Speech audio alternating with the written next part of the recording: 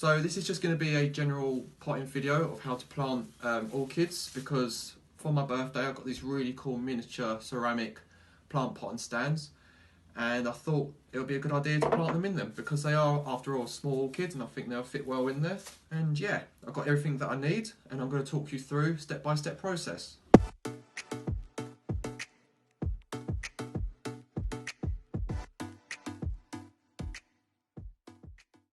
So for my early birthday present, I've decided to buy myself some miniature Paphlopedilum orchids, also known as lady slipper orchids. And here with me I've got Paphlopedilum micranthem, and this is what it would look like. And I've got Paphlopedilum arminicum, and here's a picture to show you what this would look like.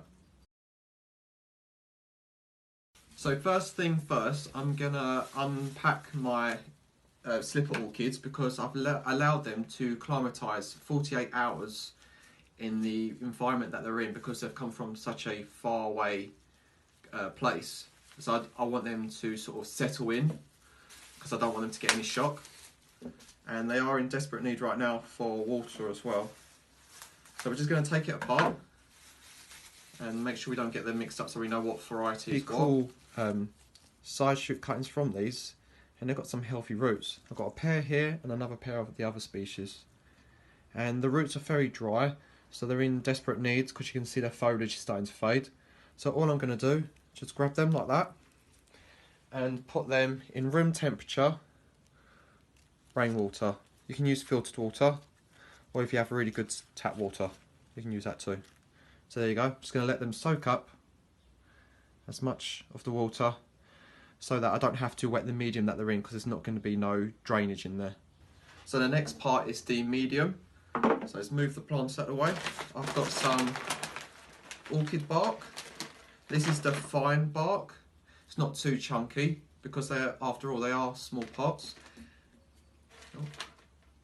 And I've got some perlite, and this aerates the soil or the bark and also allows drainage. And I think that's really good for something that hasn't got drainage because I'm not placing them a pot inside a pot, they're going straight in here.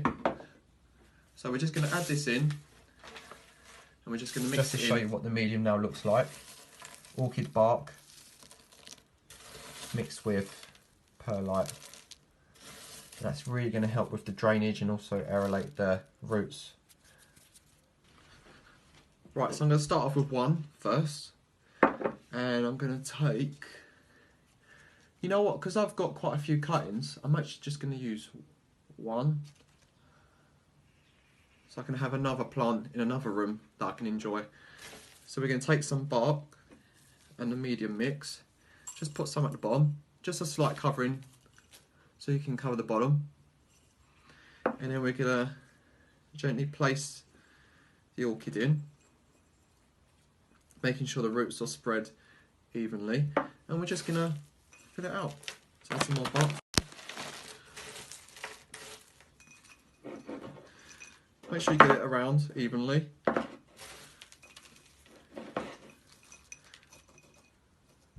And that's all there is to it. Just to show you what it looks like, the final finishing product. You can see there. And in fact, actually, after being soaked for half hour, the colour's starting to come back in the foliage. You can see the differences. And also, I've got a cheeky new flower bud approaching. So yeah, it looks pretty cool. So here we are, the final finishing product of my Paphlopedilum orchids. Quite pleased with the outcome. I still got the other cuttings from each variety in here, and I'm going to use those for another time. Maybe for the conservatory, so when I have a nice cup of tea every morning I get to see them.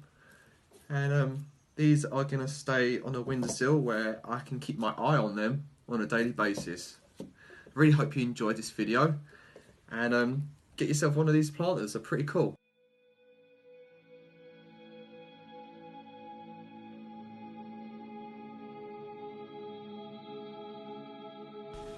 And here we are now, just over 2 months later. Check out the size of the flower. The flower is just very impressive for the size of the plant.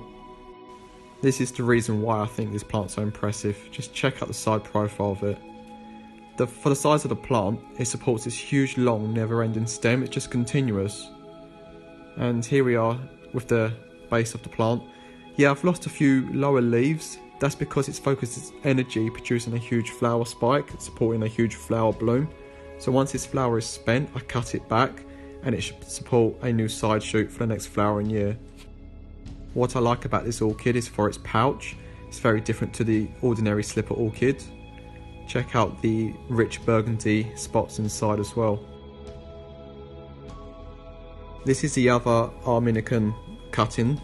This one here is very impressive. Just check out the size of the pouch itself. And if you haven't already, you can check this face pot video in my IGTV. Here's the other variety of orchid. This one here is Microanthum. This is the pink version. As you can see, the new growth went a bit brown and crispy, so I left it. It was a good job I just let it do its own thing, because if you look at the base where I moved the bark, you can see a cheeky side shoot coming up.